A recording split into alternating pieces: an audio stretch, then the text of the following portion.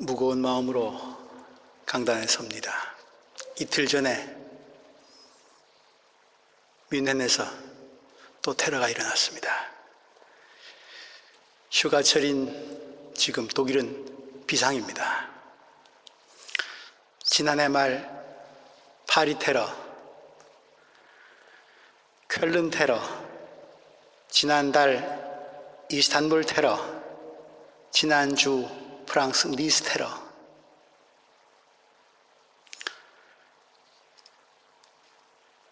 (21세기) 인류는 지금 그 어느 때보다 화려한 물질 문명과 최첨단 과학기술 시대를 살고 있다고 자부하고 있는 것 같은데, 동시에 그 어느 때보다 야만적인 반생명의 시대를 살고 있습니다. 주중에 이런 사태를 보도한 신문 2가지를 볼 수 있었습니다. 그림 좀 보여주시겠습니까? 디 차이트라고 하는 주간지 표지기사입니다.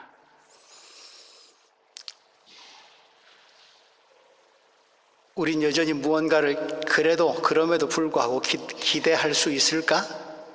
그런 표제입니다. 테러, 쿠데타, 인종말살, 인종청소. 우리는 세계적인 드라마를 지금 경험하고 있다.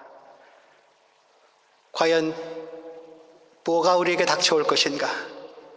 그리고 지금 여기서 멈춰야 할 것은 무엇인가? 상당히 긴 지면에 걸쳐서 정치 기사를 다루고 있습니다. 또 하나의 신문입니다. 디 키르헤라고 하는 교계에서 발행하는 잡지입니다.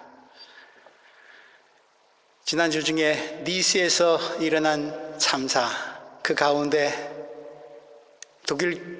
독일의 형제 자매들이 있었는데, 그 학교 또 가정, 그 동료들이 모여서 희생자들을 위한 추모 예배를 드리면서 손에 손을 잡고 있는 광경입니다. Hand in Hand, verbunden in der Trauer. 슬픔 속에서의 연대를 표제 기사로 다루고 있습니다. 메르켈 총리의 담화를 보니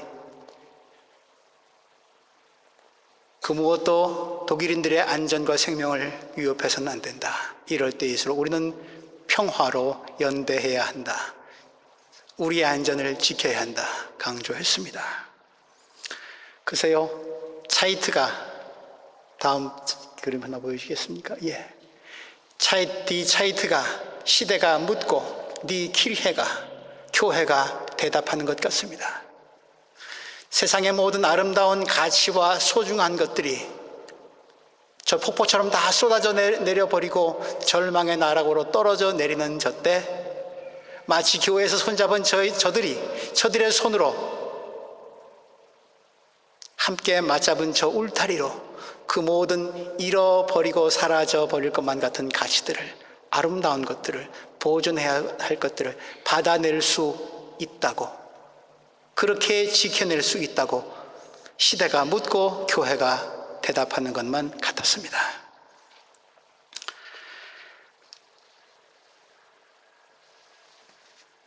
우린 언제까지 폭력에 빼앗긴 무고한 생명들을 넋 잃은 채 바라만 보고 있어야만 할까요? 사건 뒤에 추모 예배 드리는 것으로 우리의 마음은 결코 편하지 않습니다. 우리는 직접적인 희생자는 아니라 할지라도 그렇다고 해서 이 끔찍한 드라마를 바라보고 있는 관객으로만 머물러 있을 수 있지는 않습니까? 모든 인류를 감염시키려고 달려드는 이 죽음과 절망의 세균들, 이 공포의 바이러스를 퇴치하거나 예방할 수 있는 처방과 치료책은 무엇입니까? 왜 끊임없이 폭력이 커지고 확산되고 있습니까? 그 목적이 뭡니까? 이 모든 악의 뿌리는 무엇입니까? 그리고 묻습니다. 하나님은 이런 모든 일에 어떤 뜻과 계획을 갖고 계십니까? 우리는 오늘 이런 질문들을 던지며 오늘 우리에게 주시는 하나님의 말씀을 받습니다. 지난주 제헌절에도 율법의 시온에서 나온다고 말씀 주셨는데 오늘은 예레미야를 통해서 뽑고 헐 것과 세우고 심어야 할 것을 말씀해 주십니다. 오늘 본문은 하나님이 예레미야를 당신의 말씀을 전할 예언자로 부르실 때 하나님과 예레미야 사이에 오고 간 대화입니다. 오늘 찬양대가 찬양했듯이 하나님 나 부르실 때의 이야기입니다. 솔로몬이 죽고 난 후 이스라엘은 남북으로 분열되었습니다. 소위 북이스라엘, 남유다 왕국입니다. 북이스라엘은 아수르 제국에 먼저 멸망당하고 말았습니다. 하나님을 배반했던 결과입니다. 남유다 비틀거리며 그나마 멸망당하지 아니하고 간신히 살아가고 있습니다. 그러다가 요시야 왕이 등장합니다. 성전에서 율법책을 발견하고 그는 종교개혁을 단행합니다. 모처럼 나라의 국운이 회복되는 희망의 전조가 보입니다. 그러나 그것도 잠시 이내 개혁의 길에서 백성들은 이탈하고 맙니다. 멸망의 길로 치닫고 있습니다. 예레미야는 이럴 때 요시야 왕 때 부름받아서 그 이후에 4대의 왕을 걸쳐서 마침내 주전 587년 남유다 왕국이 바벨론에 멸망당할 때까지, 예루살렘이 함락당할 때까지 수십 년 동안 유다 백성들을 상대로, 왕을 상대로 하나님의 말씀을 전한 예언자입니다. 예레미야의 시대, 정치적, 도덕적, 영적으로 아주 혼탁한 시대였습니다. 정치적으로는 세상의 패권을 쥐기 위해서 바벨론, 이집트, 아수르가 전쟁을 연일 치르고 있었고 그 세 강대국으로 이루어진 삼각형의 중심에 이스라엘이 처해 있었습니다. 지정학적으로 요충지에 처해 있던 남유다 왕국, 전쟁의 소용돌이에 휘말리지 않을 수가 없었겠죠.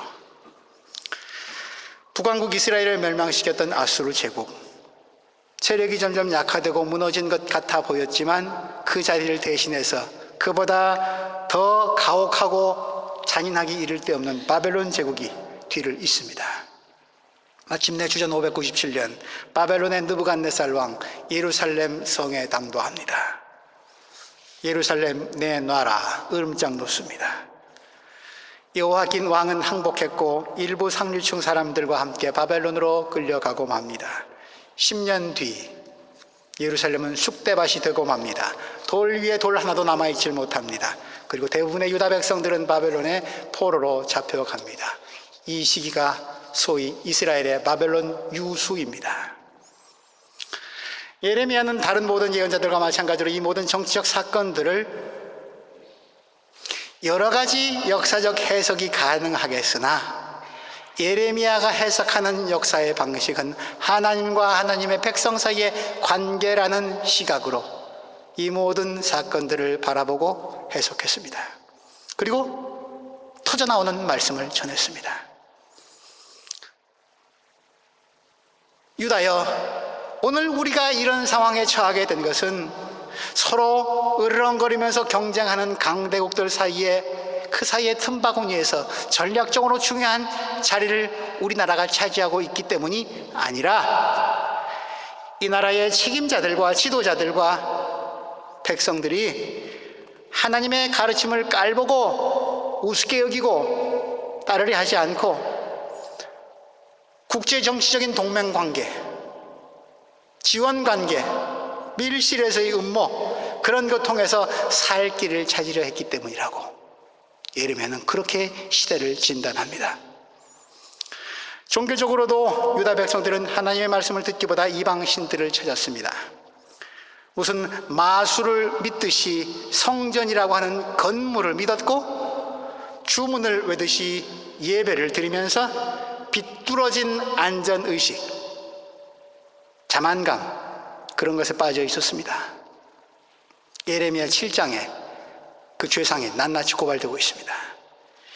예레미야가 5대의 왕에 걸쳐서 40년 가까이 예언을 하였지만 유다 백성들 정말 쇠귀의 경일기, 마이동풍, 예언자의 말을 듣거나 그들의 범죄로부터 한 발자국도 돌아서지 않았습니다.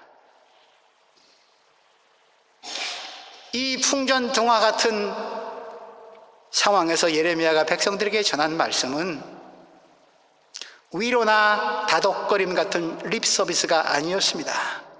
예레미야서를 읽어보면 대부분 그 언어들이 거칠고 소름까지 쭉쭉 돋고 비판적인 언어들입니다. 우리나라 망한다는 거죠. 자기 나라, 자기 민족 멸망을 예언하는 것을 좋아할 사람이 세상에 어디 있겠습니까? 자기 민족을, 나라를 너무도 사랑하고 있지만, 그러나 하나님께서 내게 위탁하신 말씀, 그 위탁이 가혹할 정도이고 너무할 정도이지만, 그러나 무자비할 정도로 자기 백성들의 잘못을 지적해야 하는, 경고해야 하는, 하기 싫지만 할 수밖에 없는 그런 일을 감당하고 있는 한 인간의 내면에서 무슨 일이 벌어지고 있었을까 생각해 보시기 바랍니다. 예레미야는 나라와 민족을 위해서 쓴소리지만, 듣기 싫은 소리지만, 하기 싫은 소리지만 그가 하나님으로부터 들은 바 그것만을 선포해야 했습니다. 그런데 참 안타깝게도 하나님의 말씀을 전하면 전할수록 백성들은 귀를 틀어막거나 반항합니다. 심지어 그를 욕하고 저주합니다. 옥에 가둡니다. 그는 공동체로부터 무시당하고 고통받았습니다.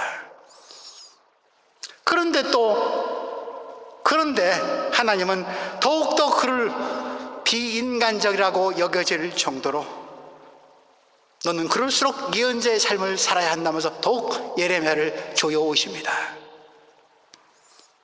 하나님의 명령과 배반하는 공동체, 배신 공동체 그 사이에 예레미야는 샌드위치처럼 끼어서 고통당하고 있었습니다. 이런 이중의 고통, 하나님이 주시는 고통, 백성들이 안겨주는 고통, 이 두 가지 고통에 몸과 마음이 거의 찢어지고 망가질 지경이 된 예언자, 오늘 여러분들이 받으신 주보 오른쪽 면에 그 예언자의 고통의 몸부림의 언어가 녹아 있습니다. 예레미야 9장 1절 말씀, 외쳐도 들은 채도 하지 않는 백성들, 그 백성들 생각하면 눈물 납니다. 내가 낮이나 밤이나 울 수 있도록 누가 나의 머리를 물로 채워주고, 머릿속에 다 물이었으면 좋겠습니다. 너무나도 슬프고 울고 싶어서 나의 두 눈을 눈물샘이 되게 하여 주면 좋으련만, 고통에 몸부림치는 그는 자기가 태어난 날까지 저주합니다. 어머니 왜 나를 낳으셨습니까? 아무에게도 해를 끼친 일이 없는데 모든 사람이 나를 저주합니다. 하나님으로부터 자꾸 재촉임 받는데 하기 싫은 일, 하고 싶지 않은 말 하라고 자꾸 하나님 나를 미시는데 말하기 싫습니다. 20장 7절 말씀, 주님께 속았다고, 이렇게 하면 말 잘 들을 줄 알았는데 오히려 안 듣는다고, 속았다고 항변하면서 이제 주님을 말하지 않겠다, 다시는 주님의 이름으로 외치지 않겠다고 결심해 보지만, 그때마다 주님의 말씀이 나의 심장 속에서 불처럼 타올라 뼛속까지 타들어가니 나는 견디다 못해 그만 항복하고 맙니다. 쓰디쓴 말씀 전하기 싫은데 안 하려고 하니 주의 말씀이 내 심장 속에서, 뼛속에서 타올라서 안 외칠 수가 없습니다. 예언자입니다. 오늘 이런 예언자 이 세상에 좀 필요하지 않을까 싶은데 가짜 목사들이 저를 비롯해서 너무 많은 것 같아서 마음이 더 아픕니다. 그래서 그는 자기 생일을 저주합니다. 내가 태어난 날이 저주받았어야 하는데, 어머니가 나를 낳은 날이 복된 날이 되지 말았어야 하는데 어찌해서 태어나서 이 수모를 당하는가. 그는 너무 지치고 힘들어서 때로 예언자 역할을 포기하고 싶어 합니다. 그랬다가 포기하려 했다가 다시 그 포기를 취소하고 하나님과 대화를 시도합니다. 그리고 또 말하기 싫어가지고 금방 입을 다뭅니다. 그렇다가 또 다시 불현듯 생각난 듯 하나님을 찾으면서 논쟁을 시작합니다. 따집니다. 그리고 하나님의 말씀에 못 이겨 또다시 주신 말씀을 선포합니다. 예레미야, 그는 인간에 대한 절망과 희망 사이에서, 하나님에 대한 순종과 반항 사이에서 왔다 갔다 합니다. 예레미야 뿐입니까? 우리도 마찬가지 아닙니까? 어떤 날은 하나님의 선하심과 인자하심으로 말미암아 희망과 확신이 넘치는 그런 참 좋은 날도 있습니다. 살맛이 나는 날입니다. 하나님 믿는 보람이 있는 날입니다. 그런데 또 어떤 날은 고독과 절망을, 외로움을, 버림받음을, 헤어날 길이 없음을, 패배의 쓰라림을 또 느끼곤 하지 않습니까? 우리 또한 예레미야처럼 왔다 갔다 합니다. 예레미야, 그의 예언은 대중을, 백성을 홀리고 속이는 그런 선동적인 연설이나 세련된 미사 여구가 결코 아닙니다. 모든 사람을 행복하게 해주겠다고 하는 선거 유세나 그릇된 꿈과 환상을 심어주지도 않습니다. 그래서 예레미야의 메시지는 오늘날 많은 교회에서 행해지고 있는 모든 게 잘 될 거야 라고 하는 싸구려 번영과 풍요의 복음과는 거리가 멉니다. 그래서 이 땅의 교회들은 예레미야서를 가지고, 본문을 가지고 설교하기를 많이 꺼려합니다. 두렵기 때문이죠. 실상을 전하기가 쉽지 않기 때문이죠. 예레미야는 싸구려 값싼 복음을 선포하는 것을 포기하는 대신, 아니요라고 선언하는 대신에 민족 공동체, 신앙 공동체를 오늘의 현실 세계로 부릅니다. 오늘의 세계가 어떠한지, 절망의 나락으로 떨어지는 현실 세계로 부릅니다. 그리고 진실을 보게 합니다. 이제 뭘 더 말할 것인가? 진실을 보게 합니다. 역사 앞에서 정직하게 서게 합니다. 이 차이트 앞에 서게 합니다. 그리고 진리의 도전을 받게 하고 하나님과 대면할 수 있도록 초대합니다. 그리고 그 초대에 응한 자가 마침내 초대장에 새겨진 하나님의 사랑과 새 역사의 희망을 볼 수 있도록 안내합니다.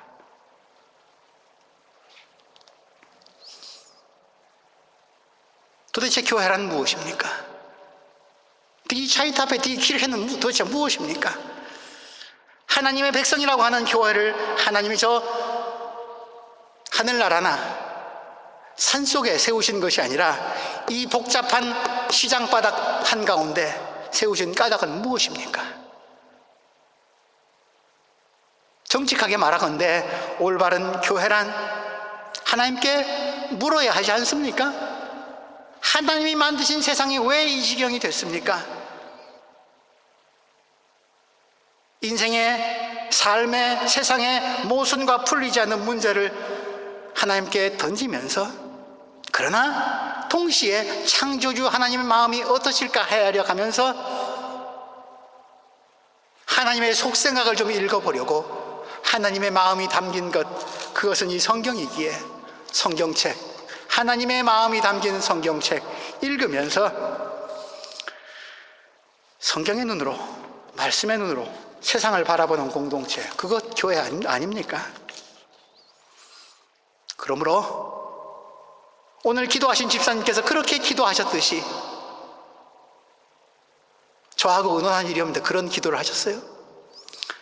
이런 일들이 왜 일어나야만 하는가 원인과 말을 따지는 것이 아니라, 아니 그것 질문해야죠. 그 질문하면서 동시에 이 모든 일에 하나님의 뜻은 무엇인가, 선하신 하나님의 계획은 도대체 무엇이란 말인가 라고 물어야 합니다.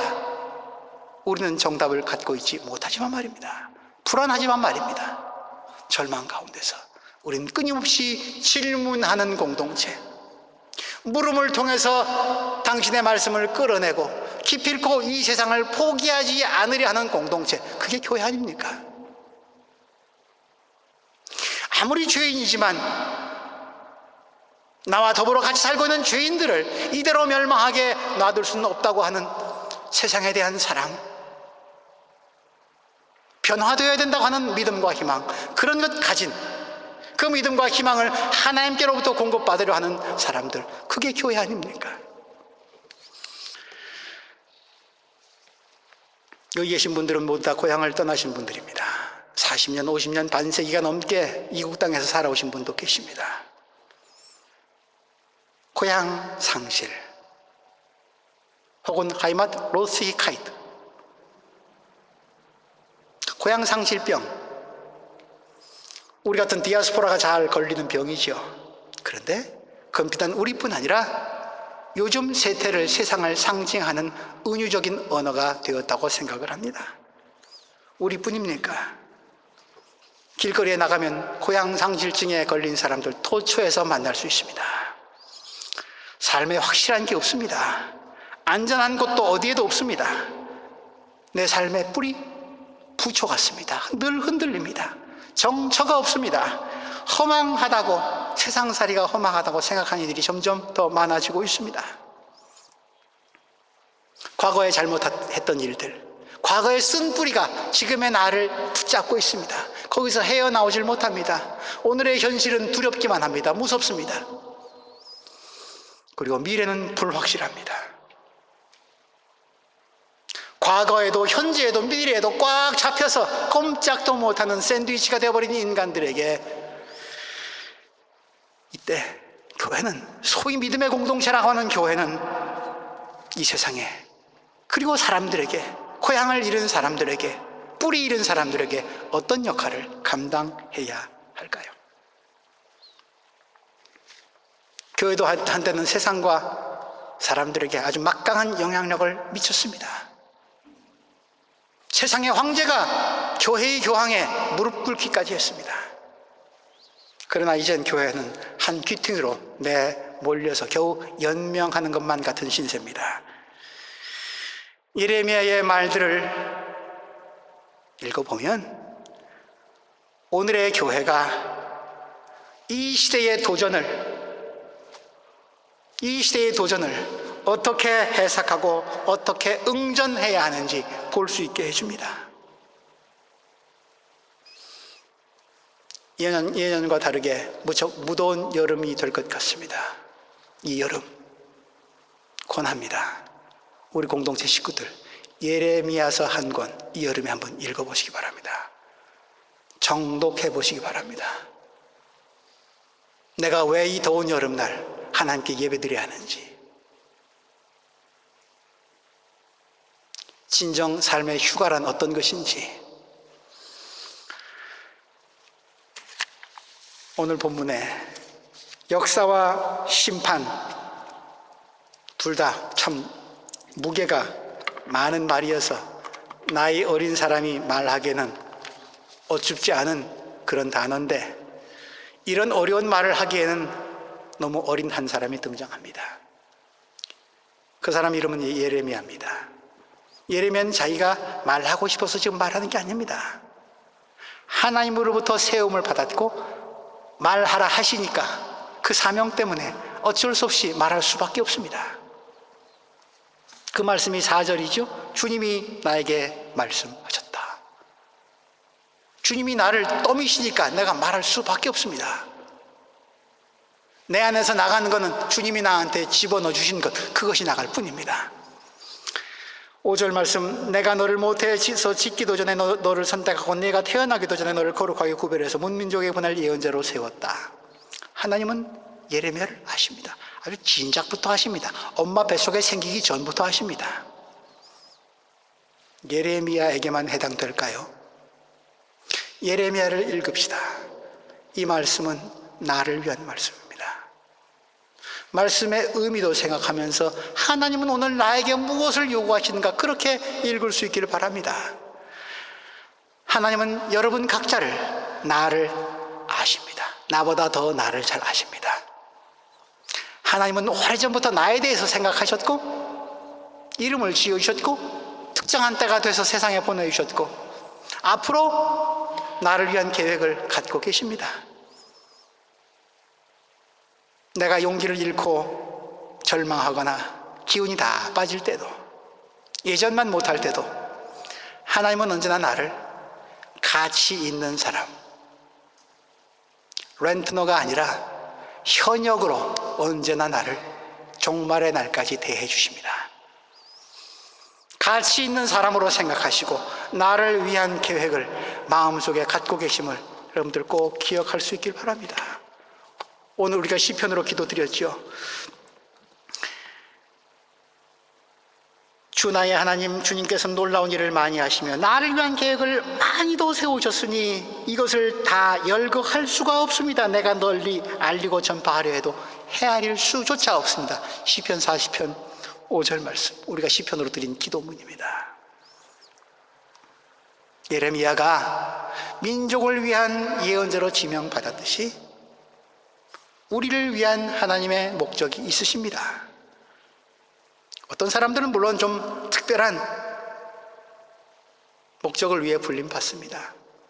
삼손, 드보라, 모세, 다윗, 그런 사람들, 좀 특별한 목적을 위해서 쓰임받은 사람들이겠죠.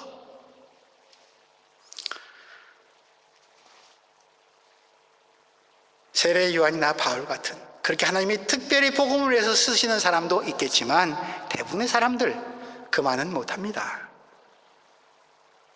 그런 사람들에게는 하나님이 일을 맡기지 않았을까요? 아닙니다.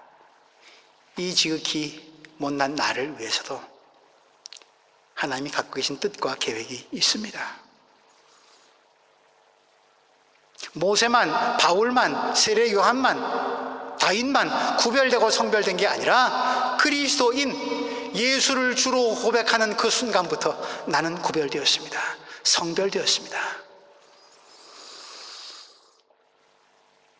그런 면에서 본다면 우리가 날마다 대하는 성경, 예배 때마다 읽는 성경, 이것은, 이 모든 말씀들은 오늘의 나를 위해서 주시는 오늘의 하나님의 말씀이라고 받아들일 수 있을 것입니다. 그렇게 보면 모든 구절구절마다 나를 향하신 하나님의 부르심, 뜻이 담겨 있습니다. 성경을 읽읍시다. 연구합시다. 공부합시다. 그러면서 이 말씀들의 의미가 무엇인지, 세상을 향한 하나님의 뜻이 무엇인지 큰 맥락에서 보고 해석합시다. 그 훈련도 해야겠죠. 그러나 동시에 말씀의 의미를 찾는 동시에 이 말씀을 통해서 하나님이 나에게 무엇을 원하고 명령하고 계시는지 나를 향한 하나님의 요구도 들으실 수 있기를 바랍니다. 하나님이 여러분에게, 각자에게 맡기신 일은 무엇이라고 생각하십니까? 하나님은 나에게 무슨 일을 맡기셨습니까? 이 일입니다라고 자신의 삶의 현장에서 대답할 수 있는 분 얼마나 계십니까? 목사만 하나님의 일 하는 거 결코 아닙니다. 목사 혼자 하나님의 일 하려고 하다가 교회 망가뜨린 일 종종 있습니다. 만일 하나님께서 여러분에게 특별한 어떤 일을 맡기셨다면 그건 당신만이 할 수 있는 일이니까 아주 성실하게 행하시기 바랍니다. 그렇게 특별한 일 맡긴 것 없다고 만약에 생각하신다면 모든 이들에게 공통적으로 맡겨주신 하나님의 사명이 있습니다. 사랑하는 일입니다. 섬기는 일입니다. 서로 돌보고 기도하는 일입니다. 서로를 위해서 봉사하는 일입니다. 아마 그 사명이 세상을 살리는 사명일 겁니다. 그렇게 하면 할수록, 사랑하고 섬기고 서로 봉사하면 할수록 나를 향하신 하나님의 뜻이 더 분명해질 것입니다.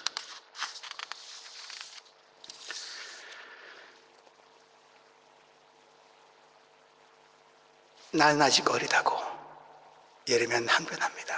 대부분의 사람들이 그렇겠죠. 하나님, 그 일 맡기기에는 내가 너무 어려요. 너무 늙었어요. 시간 없어요. 바빠요. 능력이 모자라요. 나보다 저 사람이 나을 것 같습니다. 주의를 기울이시기 바랍니다.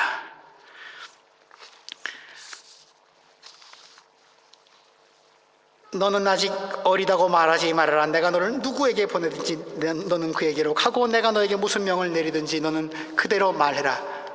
내가 늘 너와 함께 있으면서 보호해 주겠다. 나 주의 말이다. 부르심을 받은 예레미야의 특별한 자질을 드러내 주시는 말씀이 아니라 부르시는 하나님의 세상과 사람을 운영하시는 방식에 관한 말씀입니다. 예레미야가 잘나서가 아니라 하나님이 인도하시고 보호하시기에 가능하단 말씀이죠.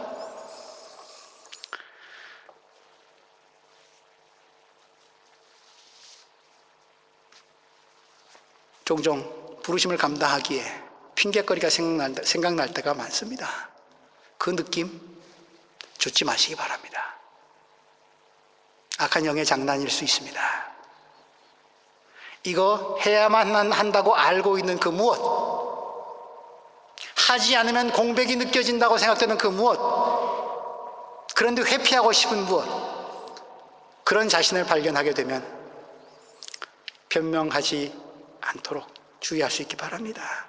하나님이 일 맡기시면 필요한 모든 것 그분이 맡기셨으니 그분이 공급해 주실 것이다 라고 하면서 그분이 나와 항상 함께 있다고 하신 그 약속의 실체를 한번 경험해 보시기 바랍니다. 얼마나 신나는 일입니까? 내 주머니에 뭐가 가득 들어있어서 내가 하는 것 하다가 지칩니다.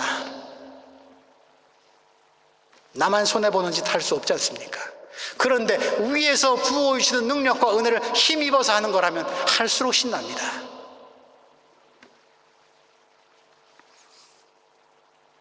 우리의 주기를 다시 기울입시다. 하나님은 예레미야에게 너 고통당하지 않게 해줄게, 감옥에 가지 아니하게 해줄게, 어려움 당하지 아니하게 해줄게, 모욕 당하지 않게 해줄게, 그렇게 약속하지 아니하십니다. 그런 일 당할지라도, 환난과 어려움 당할지라도 거기 내가 너와 함께 있겠다. 너를 지켜주겠다.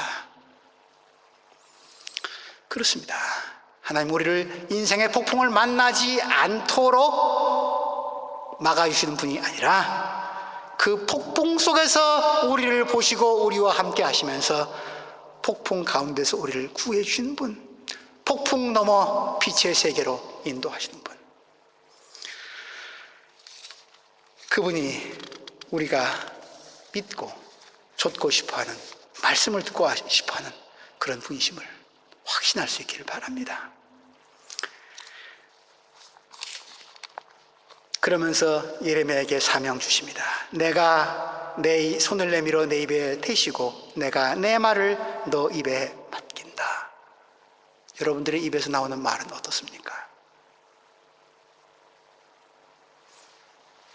한번 뱉은 말은 주워 담을 수 없다고 하죠. 왜 그렇습니까?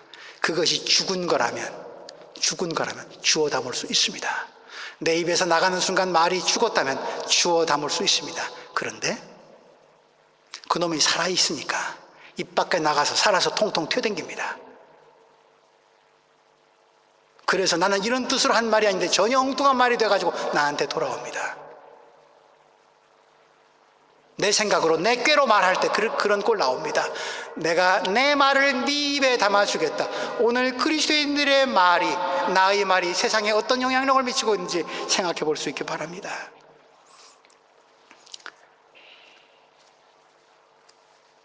오늘 내가 문민족과 나라를 위해 너를 세우고 네가 그것들을 뽑고 허물고 멸망시키고 파괴하며 세우며 심게 하겠다.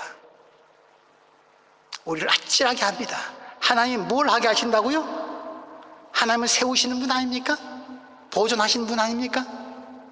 망가뜨리는 거 싫어하는 분 아닙니까? 그런데 뽑고 허물고 멸망시키고 파괴하라고.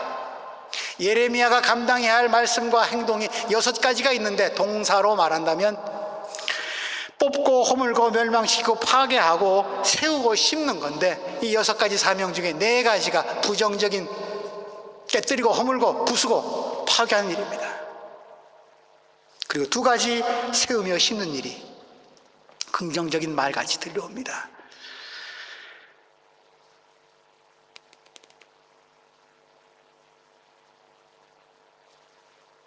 디 키르헤는 디 차이트에 이렇게 대답했습니다. 한트 인 한트. 뭘 더 기대할까? 손잡자.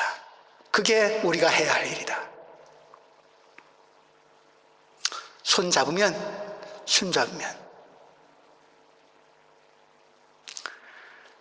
손잡지 않음으로 인해서 빠져 나갔던 것들, 만약에 우리가 손을 잡았다면 이런 상실과 고통의 시간은 경험하지 않아도 될 터인데, 우리가 연대하지 못해서 손잡지 않아서 우리가 놓쳐버린 것들, 그것 찾을 수 있다. 우리 손 펴서 손 잡으면 나 혼자 주먹 쥐고 있을 때, 움켜잡으려 할 때, 그것이 얼마나 많은 편가르기와 증오와 갈등과 폭력을 낳았는지 펴라, 피고 손잡아라. 더불어 사는 삶, 평화의 공동체는 손 피고 함께 잡는 길에서 발견된다. 우린 예배 때마다 이 훈련합니다. 평화의 노래를 부르면서 인사를 하면서 우린 둥근 원을 만듭니다. 우리 교회 처음 와서 예배 드리시는 분들이 가장 색다르고 감동적으로 느끼는 순서 중에 하나입니다. 우리 교회 좋은 전통이라 생각합니다. 희년을 넘어 함께 가는 길입니다.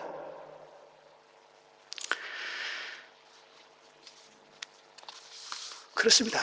하나님 말씀이 들어오면 그냥 그대로 남아있는 것 없습니다. 옛 질서, 깨뜨려야 할 것들, 파괴시켜야 될 것, 없애버려야 될 것들, 그것 뽑아내야 합니다. 왜? 새로운 것을 심기 위해서는 옛것 뽑아내야 하니까요. 생명의 말씀은 그렇게 죽은 시체를 들어 올리면서, 썩어버릴 것을 들어 올리면서 거기에 심겨지는 것이 부활의 능력이라 생각합니다. 그리스도 그렇게 말씀하셨죠. 평화를 주러 온 줄 알고 안다고 생각하지 마라. 나는 칼을 주러 왔다. 그리스도께서 이 세상에서 베어내시려고 하는 것은 무엇입니까? 그분의 말씀 따라 우리 또한 뽑고 허물고 멸망시키고 파괴해야 할 악의 세력들, 악령의 장난질, 말씀을 통해서 분별력 있게 보시기 바랍니다. 이 세상엔 건설해야 할 것들 이미 하나님이 다 건설하셨기에, 이루셨기에 우리가 제거해버리고 없애버리면 그것이 움돋을 가능성이 더 많다고 보여집니다. 뽑고 허물고 멸망시키고 파괴할 것이 세우고 심어야 할 것의 2배입니다.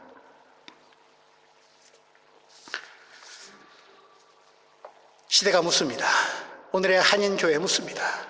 이 엄청난 비극을 테러에 어찌할 것인가 교회들이여, 그리고 이방인들의 공동체, 디아스포라 공동체, 한인 공동체여, 무엇을 어찌할 것인가? 당신들은 세운 지 50년이 되고 희년이 되어 간다면서 내가 너를 선택하고 내가 너를 문민족에게 보낼 예언자로 세웠다. 가서 뽑고 허물고 멸망시키고 파괴하고 세우며 심거라. 오늘 우리 공동체에, 우리 삶의 현장에 뽑아야 할 것과 심어야 할 것 무엇인지 분별하면서 이 더운 여름 하나님의 말씀으로 인해 복되고 시원한 아름다운 계절 될 수 있기를 주님의 이름으로 기원합니다. 하나님, 희생당한, 폭력에 덧없이 사라져간 생명들을 주께서 거두어 주시고 유족들의 마음을 위로하여 주옵소서. 우리 팔짱 끼고 보고만 있지 아니하게 하시고, 나는 안 다쳤으니 다행이라 도망가지 아니하게 하시고, 이런 비극이 벌어지는 역사 무대 앞에서 우리를 부르신 이유가 무엇인지, 우리가 뽑아내고 허물어야 할 것이 무엇인지, 심고 세워야 할 것이 무엇인지 바르게 분별하고 그 일에 앞장서서 주의 부르심을 좇는 그리스도인 되게 하여 주옵소서. 예수 그리스도의 이름으로 기도합니다.